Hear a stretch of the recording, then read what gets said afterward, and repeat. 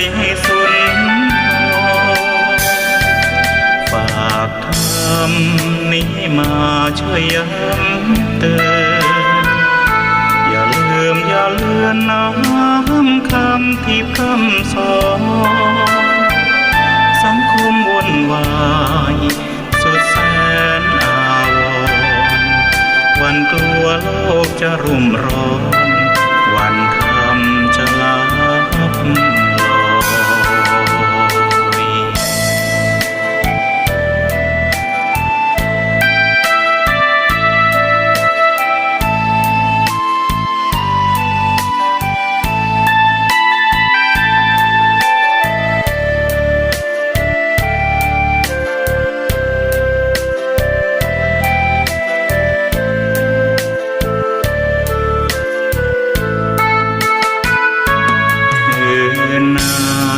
ยถ้ามีเวลาว่า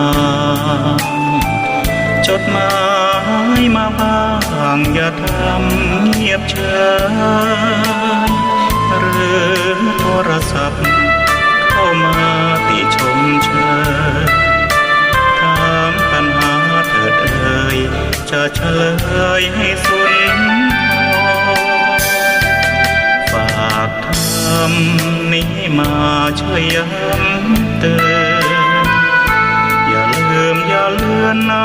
ำคำที่พร่ำสอนสังคมวุ่นวายสุดแสนอาวรณ์วันกลัวโลกจะรุ่มร้อนวันธรรมจะลับลอย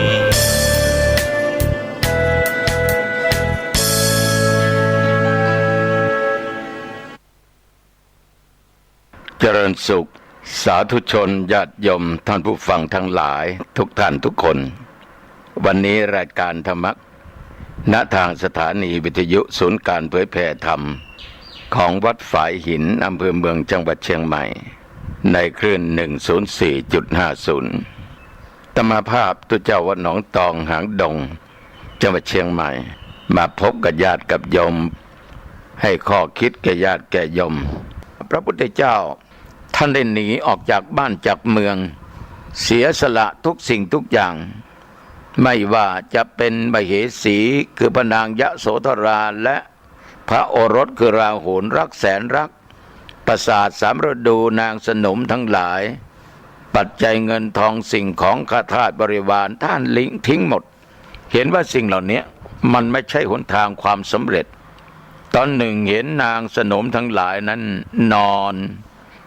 บางนางนั้นก็นอนคว่ำนอนหงายนอนตะแคงข้างซ้ายข้างขวาบางนางก็มีน้ำลายไหลเยิ้มออกมาเวลานั้นพุทธเจ้ายังเป็นเจ้าชายสิทธัตถะมองแล้วโอ้โหดุจซากศพในป่าช้าชัดๆวันที่จะออกบวชนั้นพระโอรสคือพระราหุลนั้นประสูติเสด็จไปในห้องบรรทมก็เห็นพระโอรสนี่ยอมทั้งหลายอยู่กับพระนางยโสธราบ่วงเกิดกับเราแล้วถ้าเราไปเรียกคำว่าจะได้ออกบวชได้เป็นพุทธเจ้านั้นย่อมไม่มีแน่พระพุทธองค์นั้นยอมทั้งหลายเสียสละสลัดสิ่งเหล่านี้ออกไปเพราะมันจะทำให้ไม่สำเร็จนี่หนึ่งข้อแล้วโยมอัตตกิลมัฏฐานุโยคการประกอบความเพียรใดๆก็ตามที่เอาตัวเอาตนเป็นใหญ่นั้นไม่ฟังใครมีความโอ้อวดโอหังพองตัวใครมาบอกมากล่าวใครมาชี้มาแนะมานำบ่าต้องทำอย่างนั้นดีทำอย่างนี้นี่ไม่เอามันต้องเอาอย่างตัวกูตัวข้าเรียกว่ามีกูมีข้ามีมึงไม่ต้องมาสอนกูบางคนในญาติโยมปฏิบัติธรรมบอกว่าโยมต้องมีครูบาอาจารย์นะพุทธเจ้ายังไม่มีรู้ได้ยังไม่มีท่านฝึกมาแล้วแต่มันไม่สำเร็จแต่ท่านก็มาฝึกในการที่มีสติมีจิตใจที่ตั้งมั่นละกามสุขันธิการุโยคและละทิฏฐิละมานะความถือตัวความกระด้างกระเดืองออกไปไม่ถือตัวว่าเป็นใหญ่แล้ว ไม่เป็นอัตตาไม่ยึดมั่นอย่างนั้นตั้งใจปฏิบัติยอมทั้งหลายถ้าคนไหนก็ตามนี่ติดอยู่ในอัตตกิลมัฏฐานุโยคแล้วเช่นการบำเพ็ญทรมานร่างกายอย่างพุทธเจ้านี้ก็ทรงปฏิบัติมาแล้วบำเพ็ญทุกขกิริยากั้นลมหายใจบ้างผ่อนน้ำผ่อนอาหารจนร่างกายสูดผอมเหลือหนังติดกระดูกลุกก็ส่วนเซจนเส้นขนหลุดออกจากผิวหนังร่างกายดำคล้ำก็ไม่สำเร็จเพราะกำลังกายมันไม่มีกายมันไม่มีแรงโยมทั้งหลายแรงใจมันจะสู้ไม่ไหวฉะนั้นพุทธเจ้าเห็นว่ามันไม่ใช่ทางแห่งความสำเร็จแต่ต้องอยู่ในกรอบในเขตที่กำหนดคือพอเหมาะพอดีญาติโยมบางคนยุคนี้สมัยนี้โอหังโอ้อวดบางคนไปพูดกับอาตมาภาพหลวงพ่อทุกวันนี้ผมปฏิบัติอย่างเคร่งครัดทานข้าวมื้อเดียวเข้าปลาเนื้อไม่ทานแต่อาหารเจแต่มาภาษาทุนโมทนานะโยมนะพวกปฏิบัติด้วยกินด้วยกันนะหลวงพ่อยังกินเนื้อกันอยู่กินปูกินปลากินเนื้อหมูเนื้องัวเนื้อควายเนื้อเป็ดเนื้อไก่อยู่ผมไม่เอาพวกนี้ไม่มีทางหลวงพ่อนี่โอ้อวดหลงตัวเองบางคนนี่โอ้โหญาติโยมอยากจะสำเร็จเร็วทรมานทรกรรมตัวเองก็พระพุทธเจ้าท่านได้ทำมาแล้วญาติโยมท่านได้ทำมาแล้วทดลองทำแล้วมันไม่ใช่ทางแห่งความสำเร็จฉะนั้นพวกเราทั้งหลายอย่าเหลือพระพุทธเจ้าอย่าโอ้อวดเกินพระพุทธเจ้าตัวเองทำอย่างนั้นยังไปว่าคนอื่นอีกบางคนก็ถามอาตมาว่าหลวงพ่อฉันเนื้อไหม ญาติโยมมีก็ฉันไม่มีอาตมาก็ไม่ฉันเนื้อไหนที่มันผิดพระองค์ห้ามไว้อาตมาจะไม่ฉันหลวงพ่อมีเนื้ออะไรบ้างเนื้อมนุษย์เนื้อช้างเนื้อม้าเนื้อหมาเนื้องูราชสีห์เนื้อหมีเสือโคร่งเสือเหลืองเสือดาวอาตมาไม่ฉันเพราะท่านห้ามรับประเคนอีกนอกจากนั้นเนื้อปลาเนื้ออะไรก็ตามที่ท่านไม่ห้ามยมมาถวายอาตมาก็ฉันได้ก็ฉันไม่ได้ก็เว้นสิ่งไหนที่มันเป็นอาหารที่แสลงต่อชีวิตต่อร่างกายอาตมาก็เว้นฉะนั้นหลวงพ่อก็มีส่วนผิดกับญาติโยมเพราะเขาฆ่าแล้วปรุงมาถวายหลวงพ่ออาตมาไม่รู้ปลาตัวไหนหมูตัวใดเป็ดไก่ตัวไหนตัวใดอาตมาไม่รู้พระโยมห่อหมกมาแล้วสุกแล้วมาถวายทำสุกทุกสิ่งทุกอย่างก็นำมาถวายอาตมาก็ปฏิเสธไม่ได้บอกว่าโยมอาตมาไม่ฉันเอาไปโยมก็จะหมดกำลังจิตกำลังใจแต่อันไหนควรไม่ควรอาตมาก็รู้พระเทวทัตในทูลขอพระพุทธเจ้าห้ามภิกษุไม่ฉันเนื้อฉันอะไรพระพุทธเจ้ายังไม่อนุญาตให้เทวทัตนะโยมนะฉะนั้นไม่ต้องไปทรมานร่างกายของเราอย่าได้ถือตัวถือตนให้ลดทิฏฐิลดมานะการปฏิบัติใดๆต้องตามที่เป็นการทรมานนั้นนะเกินกว่าเหตุนั้นไม่ใช่หนทางความสำเร็จพุทธเจ้าแสดงธรรมมาจากกัปปวัตตนสูตรกันแรกมีนักบวช5 องค์คือโกณฑยะวัปปะปฏิยะมหานามะอัสสชินั่งฟังโกณฑยะได้ดวงตาเห็นธรรมก็จึงขอบวชพระพุทธองค์ก็ทรงบวชให้เลยเกิดสังฆรัตนะขึ้นเป็นองค์แรกในพระพุทธศาสนามีรัตนตรัยครบ3คือพระพุทธพระธรรมพระสงฆ์ครั้งแรกมีพระพุทธกับพระธรรมนี่มันอัศจรรย์ยมมันเกิดในวันนี้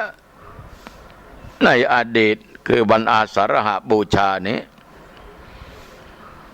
ฉะนั้นศรัทธาญาติโยมต้องมาเข้าใจว่าวันสำคัญมาถึงเมื่อไหร่เหมือนวันนี้เมื่อวานนี้โยมตระเตรียมเครื่องทำบุญตักบาตรดอกไม้ธูปเทียนไปใส่ขันดอกขันแก้วทั้ง3ตื่นเช้ามาโยมเข้าวัดเข้าวาไปไหว้พระสวดมนต์เจริญเมตตาภาวนาใส่บาตรหรือทำบุญตักบาตรฟังเทศน์ฟังธรรมฟังโอวาทจากพระสงฆ์จากท่านเจ้าอาวาสผู้เป็นประธานวัดนั้นๆกลับไปบ้านตอนสายก็กลับมาอีกมาฟังเทศน์มาสวดกรรมฐานกันเจริญเมตตาภาวนาฟังเทศน์แบบพื้นบ้านพื้นเมืองบางแห่งก็ทานข้าวมื้อเที่ยงที่บ้านแล้วก็ตอนบ่ายๆก็ไปวัดบางท่านก็นอนวัดถือศีลเจริญเมตตาภาวนาศีล5ศีล8หรืออุโบสถศีลเย็นมาก็ไปเวียนเทียนกันที่วัดถ้าไปเป็นหมู่คณะตอนเช้าก็ไปตอนสายตอนบ่ายก็ไปตกค่ำมาก็ไปทุกคนทุกแห่งก็มีการเวียนเทียนกันรอบโบสถ์รอบวิหารรอบศาลาการประเรียนรอบพระธาตุเจดีย์แล้วแต่สถานที่นั้นมีอะไรเป็นจุดเด่นอันไหนสำคัญศรัทธาสาธุชนญาติโยมวันสำคัญทางศาสนาพวกเราชาวพุทธทุกคนปฏิบัติสิ่งที่ดีๆโยมไม่เคยไปไม่เคยทำก็กลับเนื้อกลับตัวกลับใจใช่นะโยมนะไปทำในสิ่งที่ดีนี่ฝากไว้เป็นข้อคิดกับญาติกับโยมแล้วโยมทั้งหลายหลังจากที่ปฐพีนั้นหวั่นไหวไปถึงพรหมโลกในคราวที่พระเวสสันดรได้ให้ทานเจ้าชาลีกับนางกันหาแก่พราหมณ์ชูชกมันเป็นมหาทานอันยิ่งใหญ่ให้ลูกเป็นทานเนี่ยยอมให้ได้ไหมยากแต่ก็ให้ได้นะลูกไหนดีเรียนหนังสือเก่งไม่ดื้อไม่ด้านว่านอนสอนง่ายกลับจากเรียนก็ทำการบ้านถ้าไม่มีการบ้านก็ทำงานช่วยพ่อช่วยแม่ปฏิบัติต่อพ่อแม่อย่างดีเป็นลูกที่ดีเป็นอภิชาตบุตรอยู่ในถ้อยฟังคำลูกอย่างนี้ยอมจะให้ไปอยู่วัดได้ยากยุคปัจจุบันนี้หาเนนไม่ค่อยมีนะโยมนะหายถ้าลูกคนไหนดีๆนี่ไปเที่ยวที่วัดโยมพ่อโยมแม่มักจะถามว่าไปไหนมากลับมามืดค่ำแล้วแต่ลูกตอบว่าพ่อแม่วันนี้ผมไปวัดไปหาหลวงพ่ออ้าวไปทำไมวัดมันได้อะไรขึ้นมาเองไปคบคนที่อยู่ในวัดนะระวังโยมทั้งหลายเป็นไปอย่างนี้แต่ลูกคนไหนเกกมาเรกเกเรการเรียนก็ไม่เอาการบ้านก็ไม่ทำว่าก็ไม่ฟังแถมยังติดเหล้าติดยาสิ่งเสพติดยาบ้ายามาเองเนี่ยไปอยู่วัดไปบวชเสียไปอยู่กับพระไปอยู่กับครูบาที่วัดนั่นนะไปอยู่วัดหนองตองนั่นนะให้ท่านบวชนี่โยมทั้งหลายมันยังไม่เอานะจะให้ตุเจ้าเอาโยมบวชแล้วลูกไม่ตั้งใจศึกษาเทศก็ไม่ได้สวดก็ไม่ได้ก็มาโทษเจ้าอาวาสวัดนี้ไม่ได้เรื่องลูกบวชได้2 พรรษาสวดก็ไม่ได้เทศก็ไม่เป็นตุหลวงวันนี้ไม่เอาใจใส่ไม่อบรมสั่งสอนก็โอ้โยมขนาดเป็นลูกของโยมนะโยมยังสอนมันไม่ฟังนะมันอะไรไปอยู่วัดเนี่ยโยมทั้งหลายมันจะฟังเพราะไม่ใช่พ่อใช่แม่ของมันเด็กยุคปัจจุบันนะแต่เด็กในสมัยก่อนรุ่นเราเนี่ยโยมทั้งหลายไปอยู่วัดกลัวท่านเจ้าวาดอยู่บ้านก็กลัวครูอาจารย์กลัวพ่อกลัวแม่ว่าอย่างไรก็ปฏิบัติตามอย่างนั้นแต่เดี๋ยวนี้ไม่มีทางญาติโยมเจ้าอาวาสเขียนตีลูกร้องไห้ไปที่บ้านใครตีเองร้องไห้อะไรตุหลวงตีมันมีสิทธิ์อะไรมาตีลูกกูยุคนี้ไม่ใช่ยุคทาสเขาปลดทาสไปตั้งนานแล้วเป็นเรื่องเป็นราวเข้าไปวัดชี้หน้าด่าพระ ญาติโยมศรัทธาสาธุชนคำที่ว่ารักวัวให้ผูกรักลูกให้ตีมันใช้ไม่ได้ในยุคปัจจุบันแต่รุ่นอาตมาภาพนี่ใช้ได้นะเจ้าอาวาสเขียนตีร้องให้ไปที่บ้านโยมพ่อให้อะไรตัวหลวงตีลากแขนขึ้นไปวัดโตเอามันหนักกว่านี้ตีมันจนเลือดออกโยมทั้งหลายก็จึงได้เป็นเจ้าคณะอำเภอวันนี้แหละจึงได้มานั่งพูดธรรมะให้ญาติโยมทั้งหลายได้ฟังกันวันนี้โยมฉะนั้นญาติโยมศรัทธาสาธุชนพระเวสสันดรนี่รักสองกุมารหมายรักโยมแต่รักสัพพัญญูตญาณมากกว่าพราหมณ์ชูชกผู้ปีนใหญ่ใจซามเป็นพราหมณ์ที่ไร้ศีลธรรมไม่มีเมตตาธรรมรับเจ้าชาลีและเจ้ากันหาสองกุมารแล้วพราหมณ์คนนี้ญาติโยมก็เอาเถาวัลย์เนี่ยมามัดมือพระชาลีกับพระนางกันหามัดไม่ได้มัดอย่างเดียวนะโยมนะใช้ไม้ใหญ่ๆแล้วโบยตีสองกุมารอย่างโหดร้ายที่พราหมณ์ชูชกตีเนี่ยเพราะอะไรโยมเพราะหมายจะกำราบบังคับให้สองกุมารนั้นให้เดินไปกับตัวเองพระชาลีและพระนางกันหาถูกชูชกตีจนผิวกายแตกเลือดไหลสองกุมารก็ร้องไห้คร่ำครวญให้สะอึกสะอื้นพ่อจ๋าแม่จ๋าอยู่ที่ไหนลูกถูกพราหมณ์เฒ่าคนนี้ตีลูกจะตายอยู่แล้วพ่อจ๋าแม่จ๋ายอมทั้งหลายพราหมณ์ชูชกนั้นมันไม่สงสารสองกุมารเจ้าชาลีและเจ้ากันหาร้องไห้กำกวรน่าสงสารมากร้องทูลขอพระเวสสันดรให้สงสารพ่ออย่าประทานลูกให้ชูชกเท่าผู้นี้เลยพ่อจ๋าพรางก็ตัดพ้อน้อยใจว่าผู้ใดก็ตามไม่มีบรรดาของตนผู้นั้นเหมือนไม่มีทั้งบิดามารดาเนี่ยน้องกันหามาเถิดน้องกันหาเราจะตายด้วยกันนะเราทั้งสองพี่น้องอยู่ไปก็ไม่มีประโยชน์นะน้องนะพระบิดาก็ไม่ได้รักเราท่านให้เรานั้นเป็นทานแก่พราหมณ์ชูชกผู้แสวงหาทรัพย์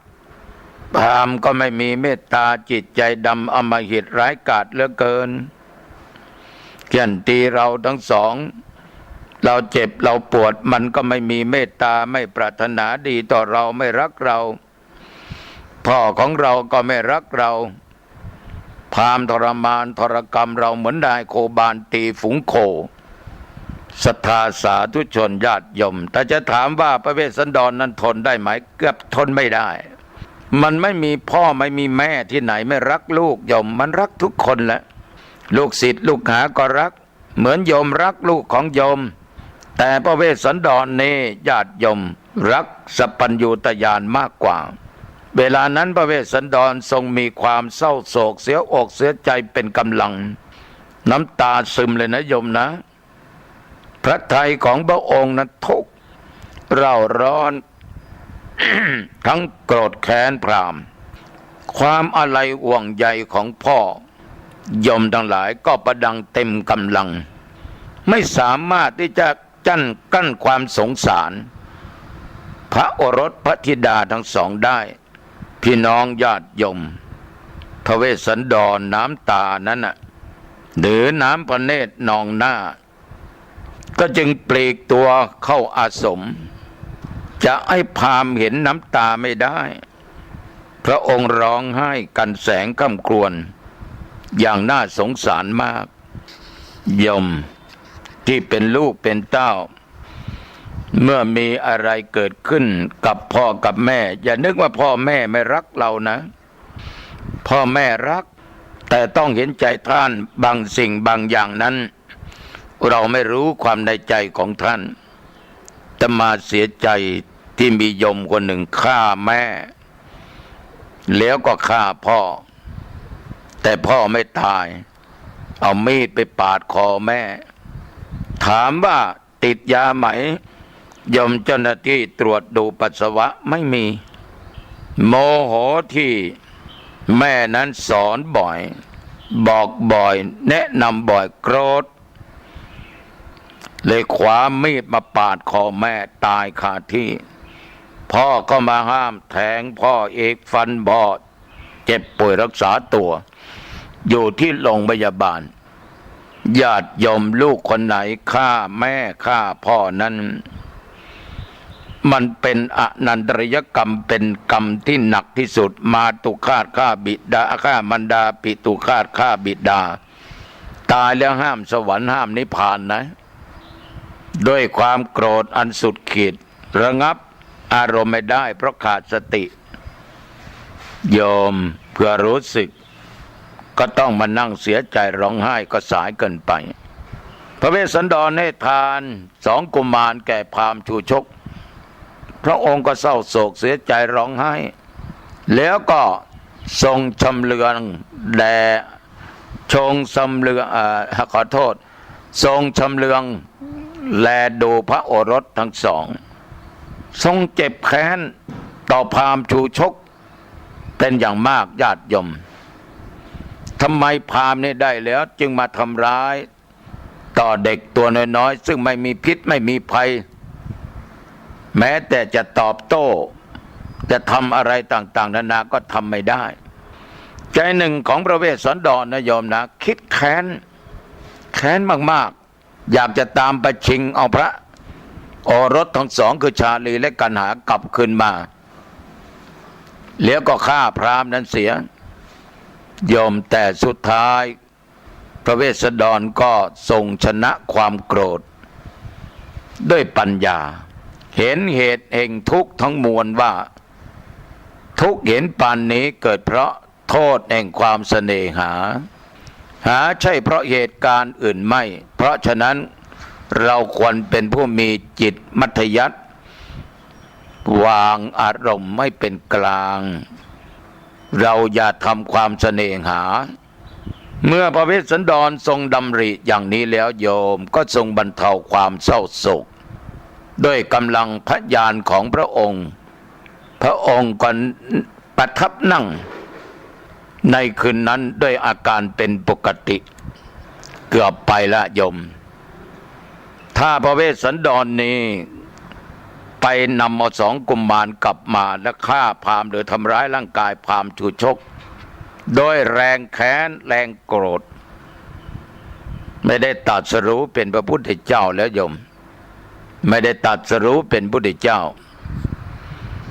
เอาญาติโยมพูดถึงตอนนี้ฝ่ายนางมัทธีหรือนางมัทสีหลังจากที่นางนั้นเข้าป่าไปหาผลหมากรากไม้ในป่าแล้วนอกจากกลางคืนจะฝันร้ายแล้วกลางวันยังได้พบลางร้ายต่างๆนานาพระเนตรของนางนั้นทรงเขม่นตลอดทั้งวันทำให้ร้อนพระทัยพระนางมัทสีห่วงโอรสคือชาลีและกันหาทั้งสองเป็นอย่างมากเมื่อนางเก็บผลไม้ได้พอแล้วก็จึงรีบร้อนเดินกลับอาสมญาติโยมโดยเวลานั้นมีท้าวสกะเทวราชท้าวสกะเทวราชในญาติโยมใช้ให้เทวดามาขัดขวางนางเพื่อไม่ให้นางกลับอาสมด้วยเกรงพระนางจะกลับมาขัดขวางมหาทานอันยิ่งใหญ่ที่พระเวสสันดรนั้นได้ให้ทานเจ้าชาลีและกันหาแก่พราหมณ์ชูชกท้าวสกะเทวราชญาติโยมก็จึงให้เทวดาจำแรงกายเป็นสัตว์ร้าย3 ตัวโยมทายสิว่าเป็นอะไร1เป็นราชสีห์เสือโคร่งและเสือเหลืองมาขวางหนทางที่นางมัทสีจะเดินจนเย็นค่ำเสือ3 ตัวนี้ยอมทั้งหลายจึงเปิดทางให้พระนางมัทสีนางมัทสีนี่ยอมทั้งหลายเมื่อเสือทั้ง3นั้นเปิดทางก็รีบกลับไปถึงอาสมหรือว่าอาสรม นางก็ไม่เห็นโอรสคือเจ้าชาลีและกันหาออกมารับเหมือนทุกวันในจิตใจของนางมัตสีก็รู้ว่าคงจะมีอันตรายเกิดแก่โอรสทั้งสองอย่างแน่นอนนางก็จึงรีบเข้าไปทูลถามพระเวสสันดรนี่พระพี่สองกุมารไปไหน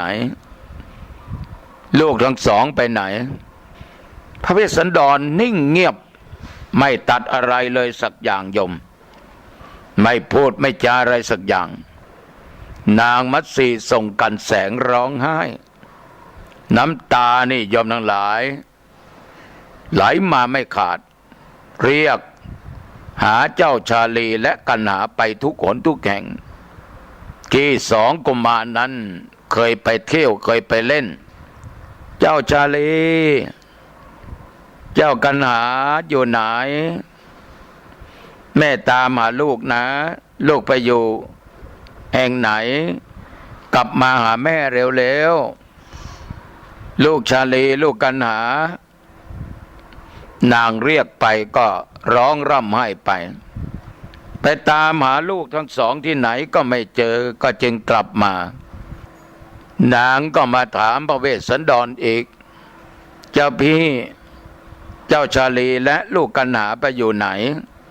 หรือมีสัตว์ร้ายฆ่าไปกินหรือมียักษ์มีอะไรเอาลูกทั้งสองไปนางคร่ำครวญร้องไห้จนน้ำตาจนจะเป็นสายเลือดโยม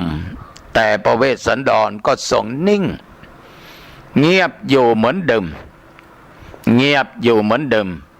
ศรัทธาสาธุชนเรื่องคู่บารมีนี่จะเป็นยังไงนางมัตสีนั้น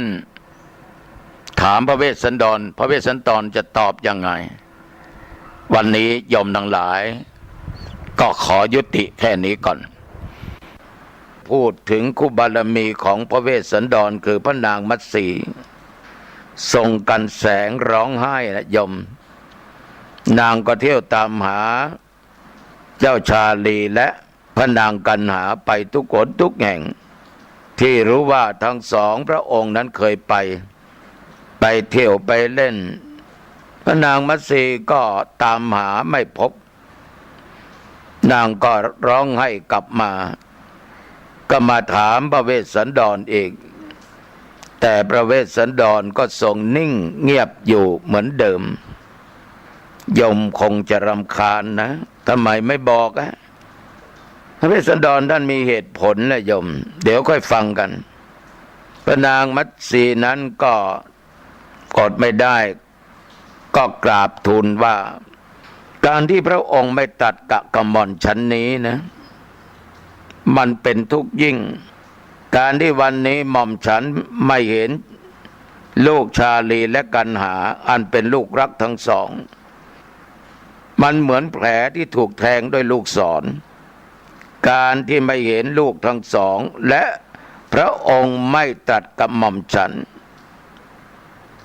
มันเป็นทุกข์ช้ำสองเหมือนลูกศรแทงหัตถ์ไทยของหม่อมฉันนี้ให้แตกสลายไปข้าแด่พระราชบุตรวันนี้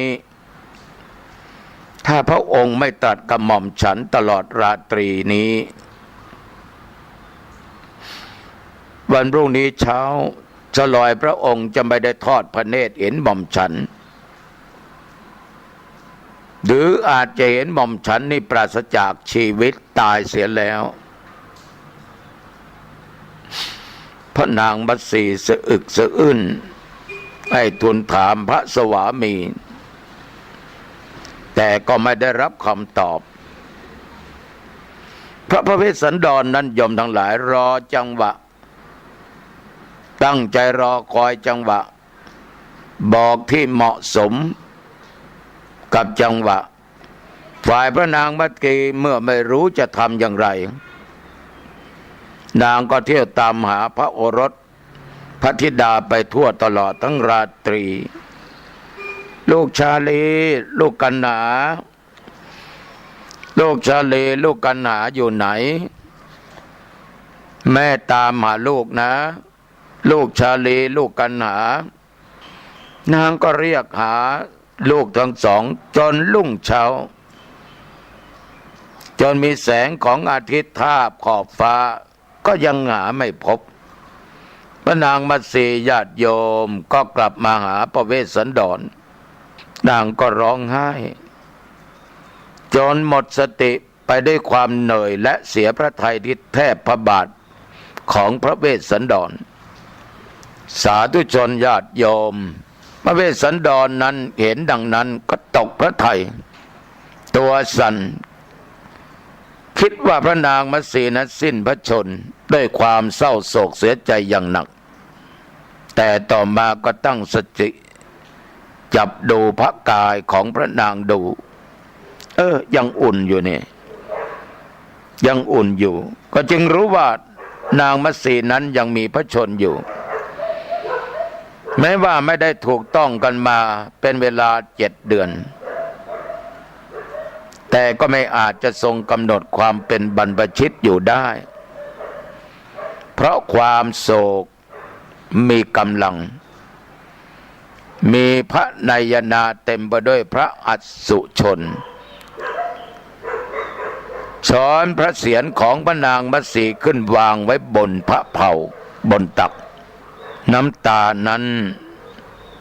หลั่งไหลลงมาพรมนางมัตสีด้วยน้ำตา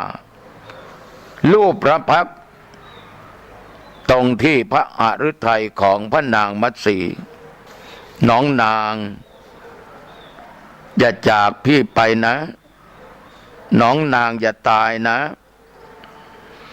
ยอมทั้งหลายพระเวสสันดรคร่ำครวญอยู่ตลอดเวลาเมื่อพระนางมัตสีฟื้นสติทรงยับยั้งสติไว้ได้บ้างแล้วก็จึงทูลถามว่าเจ้าพี่พระโอรสและพระธิดาของหม่อมฉันไปไหนคะพระเวสสันดรพิจารณาว่าพระชายามีพระทัยสงบลง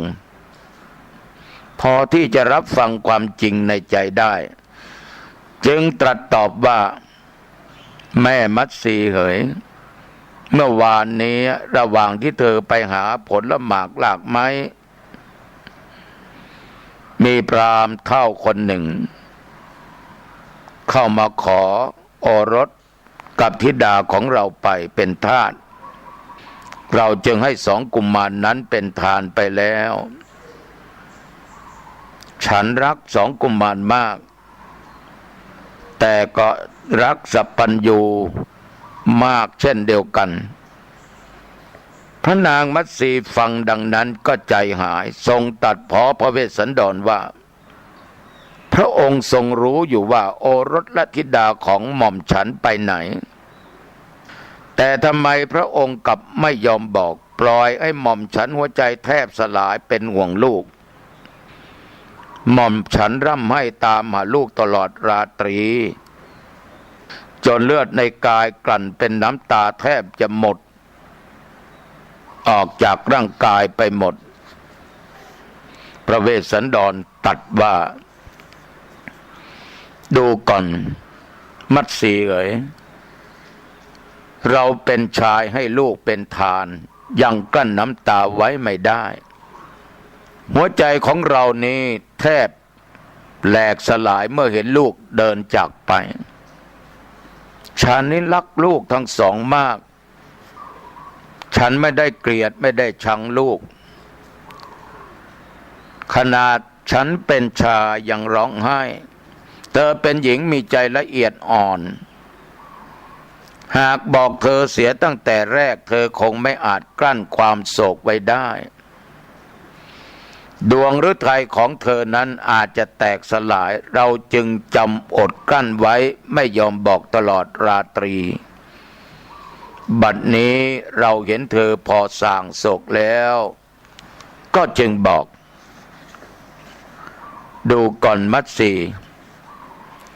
เราทั้งสองจะไม่รักโอรสไม่รักธิดาก็หาไม่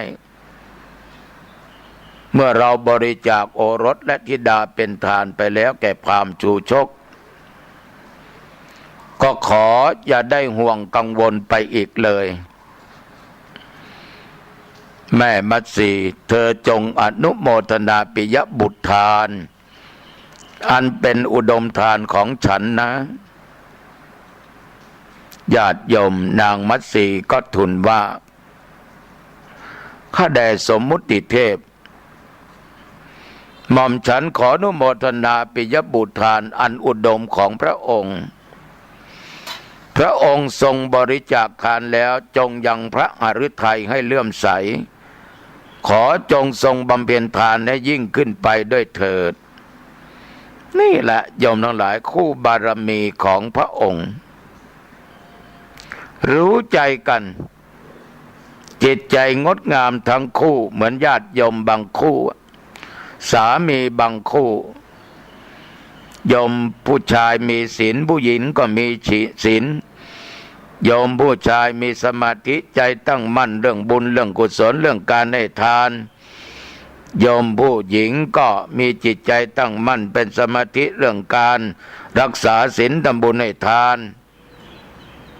โยมผู้ชายตั้งมั่นในการเจริญสมถะวิปัสสนากรรมฐานโยมผู้หญิงก็เสมอทำวิปัสสนากรรมฐานเป็นคู่บารมีจริงๆเหมือนกับพระเวสสันดรกับพระนางมัตสีนี่ในที่สุดพระนางมัตสีก็ยินดีการให้ทานของพระเวสสันดรสาธุชนญาติโยมขอกล่าวถึงท้าวสกเทวราชเห็นพระเวสสันดรบริจาคบุตรเป็นมหาทานแล้วก็ดำริว่าวันนี้มีคนชั่วเข้ามาขอโอรสและธิดาไปเป็นทาสวันต่อไปก็อาจจะมีใครมาขอนางมัตสีไปอีกท้าวสกเทวราชทรงคิดเห็นอย่างนี้แล้วพระองค์จะต้องอยู่ป่าผู้เดียวลำพันถ้ามีใครมาขอพระนางมัตสีพระองค์ก็จะต้องบริจาคทานนางมัตสีให้แก่คนนั้นไปแล้วพระองค์ก็จะขาดคนดูแลท้าวสกเทวราชดำริดังนี้แล้วจึงจำแรงกายเป็นพราหมณ์เข้าไปขอพระนางมัตสีจากพระเวสสันดรโยมพระเวสสันดรไม่ได้ตรัสว่าเมื่อวานนี้อาตมะได้ให้บุตรและบุตรตีแก่พราหมณ์ไปแล้วอาตมาจะต้องอยู่ในป่ารูปเดียวเท่านั้นจะให้มัตสีแก่ท่านได้อย่างไรกับยังทรงมีพระทัยมั่นคงในการให้และเสียสละตรัสว่าดูก่อนพราหมณ์อาตมาให้สิ่งนี้ท่านขอต่ออาตมาไม่หวั่นหวาดไม่มีสิ่งใดแฝงเร้นอยู่ในใจของอาตมายินดีให้ทานยิ่งตัดแล้วโยมทั้งหลายพระเวสสันดรก็ทรงจับพระกรของพระนางมัตสี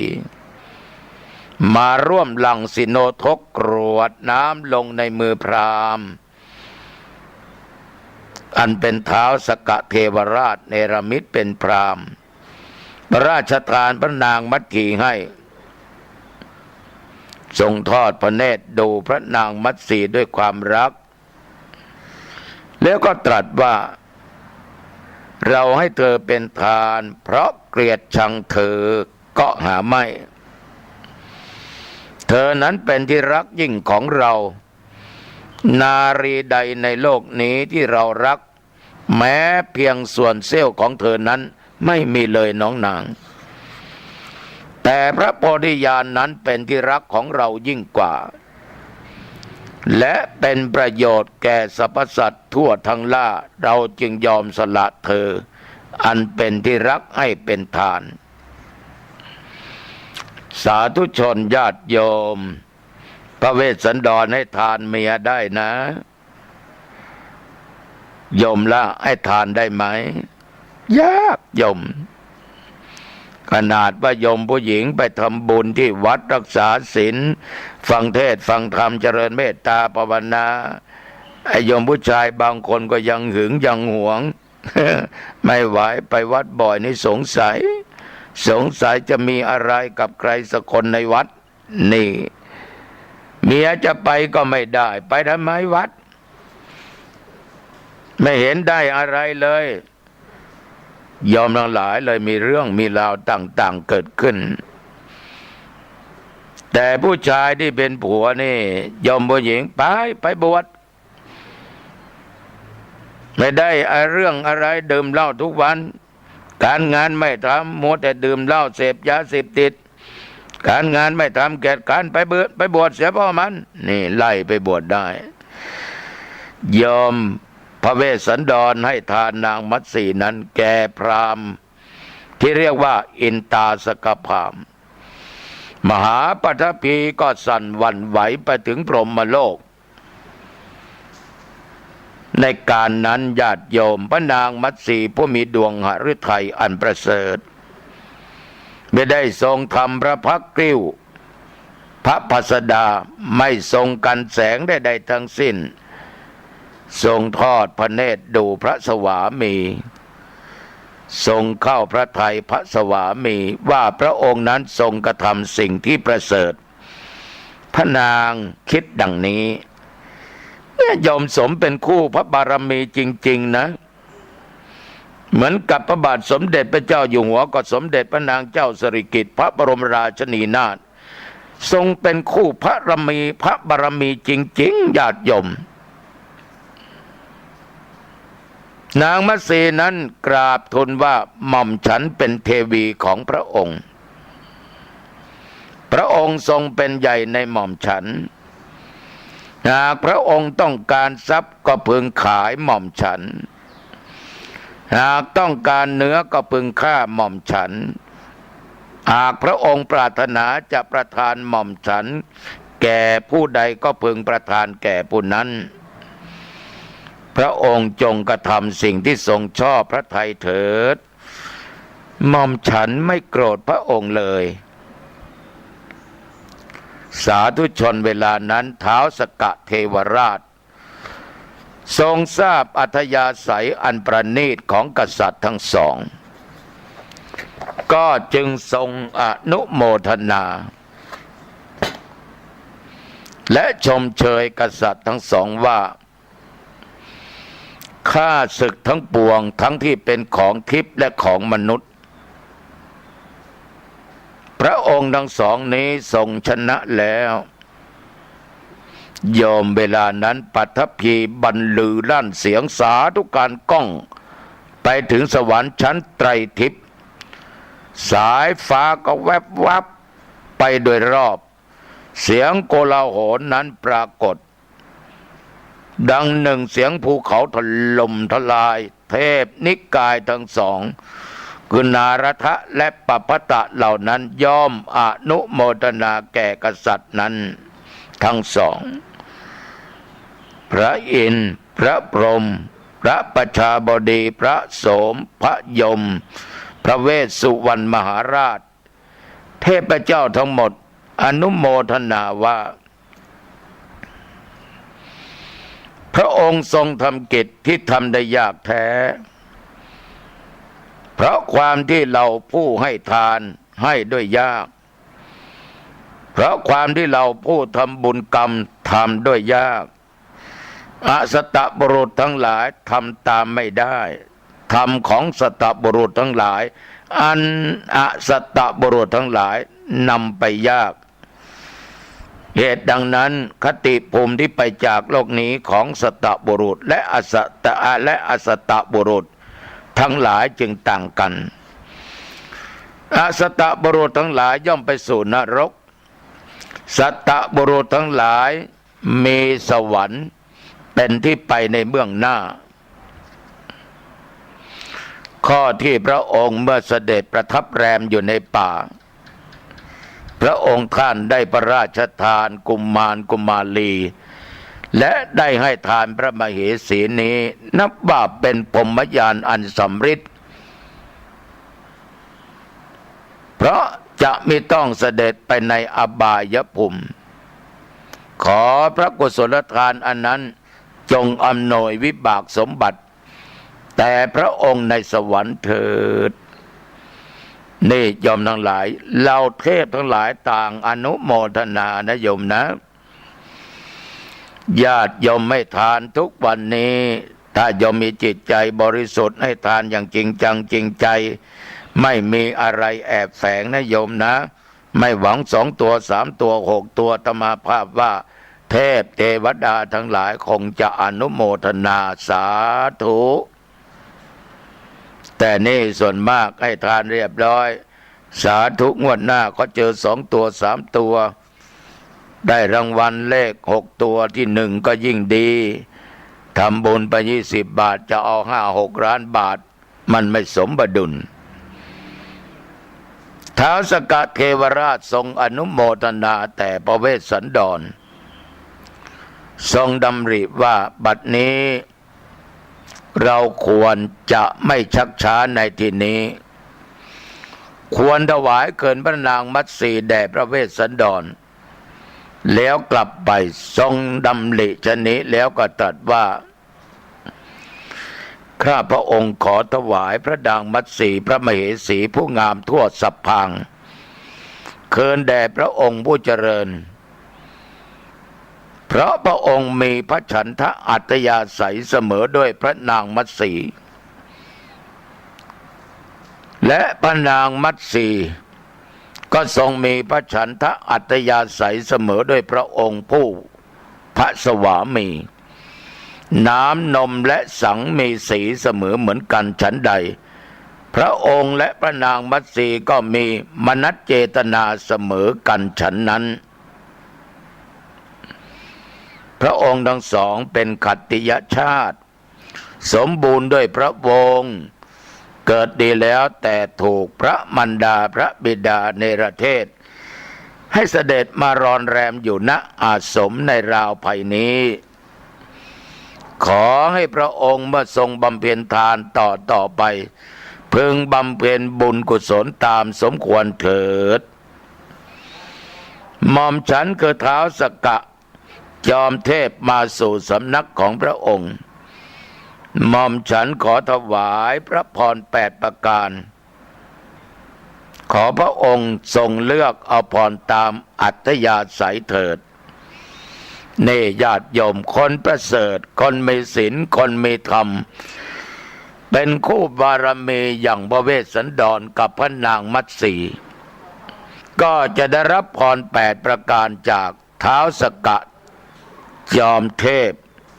พระเวสสันดรนั้นจึงตรัสขอพร8 ประการมีอะไรบ้างญาติโยม1ขอได้กลับคืนพระนครได้ทรงครองกรุงศรีพีเหมือนเดิมถ้าพูดง่ายๆคือว่าพระองค์นั้นถูกเนรเทศออกมาจากกรุงศรีพีพระองค์ก็ขอได้กลับไปครองกรุงศรีพีเพื่อพรข้อที่1 2เมื่อขึ้นครองกรุงศรีพีแล้วขอได้ช่วยให้นักโทษพ้นจากการถูกประหารญาติโยมทั้งหลายถึงวันสำคัญแห่งชาติวันพ่อวันแม่นักโทษไม่ว่าหญิงและชายก็จะได้รับพระราชทานเมตตาธรรมจากองค์พระบาทสมเด็จพระเจ้าอยู่หัวและสมเด็จพระนางเจ้าพระบรมราชินีนาถทรงให้อภัยทานแก่นักโทษเหล่านั้นปีนี้รู้ข่าวนะหลายหมื่นคนนะโยมนะนี่โยมด้วยพระบารมีของพระองค์จริงๆพระเวสสันดรก็ขอได้ช่วยนักโทษพ้นจากการถูกประหารชีวิตพรอันที่ 3ขอได้เป็นที่พึ่งของพลเมืองในการเลี้ยงชีพพระองค์ทรงห่วงพระสงฆ์นิกรของพระองค์มากขอได้ให้ทานได้ให้ทำบุญต่อพระสงฆ์นิกรของพระองค์ข้อ 4ขอให้ไม่ตกอยู่ในอำนาจของสตรีขอรื่นลมอยู่แต่มเหสีของ ระองค์เองนี่หมายความว่าหญิงอื่นนั้นพระองค์ไม่สนใจอย่าได้ตกอยู่ในอำนาจของหญิงอื่นขอมีหนึ่งเดียวรักเดียวใจเดียวเป็นคู่บารมี5ขอให้บุตรมีอายุยืนและได้ครองแผ่นดินโดยธรรมพระอินทร์ก็ให้พรนี้ไม่มีปัญหาให้เลย 6ขอให้ทิพย์อาหารปรากฏมีในนครอย่ามีสิ่งเสพติดอย่ามีเหล้ามีอะไรเลย7ขอได้บริจาคทานโดยทรัพย์สมบัติไม่หมดไม่สิ้นไปญาติโยมทั้งหลายเหมือนในหลวงของเราตรัสว่าเรายิ่งให้เรายิ่งได้ความสุขได้ความดีได้ผลบุญผลกุศลที่สร้างเหมือนญาติโยมบางคนเนี่ยโอ้โหใจบุญมีทรัพย์สมบัติมากให้ทานบริจาคช่วยเหลือต่อพี่น้องได้รับความทุกข์ความลำบากทำบุญสุนทานพัฒนาวัดวาอารามสร้างโบสถ์วิหารกุฏิศาลาบ้างตลอดจนเจดีย์บ้างโยมท่านเหล่านี้ยิ่งทำก็ยิ่งได้ที่ท่านมั่งท่านมีในชาตินี้เพราะท่านทำไว้ในอดีตชาติท่านทำเท่าไหร่ก็ไม่หมดเวลาท่านทำท่านมีเจตนาเบื้องต้นในท่ามกลางและบั้นปลายท่านไม่ได้เสียดายไม่ได้ห่วงหาสิ่งเหล่านั้นท่านทำด้วยศรัทธาด้วยเจตนาอันเลื่อมใสพรนี้พระอินทร์ก็ให้แก่พระเวสสันดรพรอีกข้อหนึ่งนั้นญาติโยมทั้งหลายพระเวสสันดรก็ได้ขอกับพระอินทร์ว่าเมื่อพ้นจากอัตภาพนี้แล้วขอให้ได้ไปสู่สวรรค์ชั้นดุสิตสวรรค์ชั้นดุสิตนี่โยมทั้งหลายจาตุมหาลาจิกาตาวติงสายามาตุสิตาชั้นที่4พระองค์ปรารถนามากและเมื่อจุติจากชั้นดุสิตนั้นมาเป็นมนุษย์แล้วก็ขอให้ได้บรรลุพระโพธิญาณเป็นพระพุทธเจ้านี่เป็นความปรารถนาที่พระเวสสันดรทรงขอไว้ยอมลองคิดดูสิท้าวสักการราชสกเทวราชก็ทรงประทานพรแด่พระเวสสันดรเรียบร้อยแล้วก็เสด็จกลับไปเทวโลกพรทุกอย่างนั้นสมปรารถนาหมดยมจนได้ตรัสรู้เป็นอนุตตรสัมมาสัมโพธิญาณฉะนั้นความปรารถนาเวลาโยมทำบุญนั้นอย่าปรารถนาได้สิ่งอื่นที่เป็นตัวกิเลสให้อธิษฐานปรารถนาในสิ่งที่ดีๆขอความทุกข์ความยากความอดความอยากจะได้เกิดมีแก่ข้าพเจ้าเกิดมาชาติไหนชาติใดอย่าได้พบผ่านกับคนอันธพาลขอให้ได้อยู่ดีมีสุขให้เป็นคู่ชีวิตกับสามีกับภรรยาขอมีลูกที่ดีมีศีลมีธรรมขอในสิ่งที่ดีญาติโยมทั้งหลายก็จะประสบผลสำเร็จในสิ่งที่ดีๆฝ่ายชูชกพาเจ้าชาลีและนางกันหาหรือน้องกันหาเดินทางกลับมาถึงเมืองกริงกราชยามกลางคืนตาเท่าชูชกนี่ยมมันใจสามากหนีสัตว์ร้ายขึ้นไปนอนบนต้นไม้ปล่อยให้พระกุมารทั้งสองคือเจ้าชาลีและกันหานอนอยู่ที่โคนต้นเทวดานางฟ้าสงสารจึงแปลงกายเป็นพระเวสสันดร